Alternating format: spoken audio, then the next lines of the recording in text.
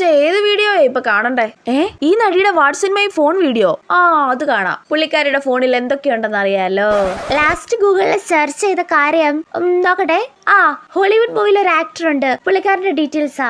വലിയ പുള്ളിക്കാരി. അല്ല, ഞാൻ എന്താ ലാസ്റ്റ് ഗൂഗിളിൽ സെർച്ച് ചെയ്തേ? തിന്നോണ്ട് എങ്ങനെ വെയിറ്റ് കുറയ്ക്കണം.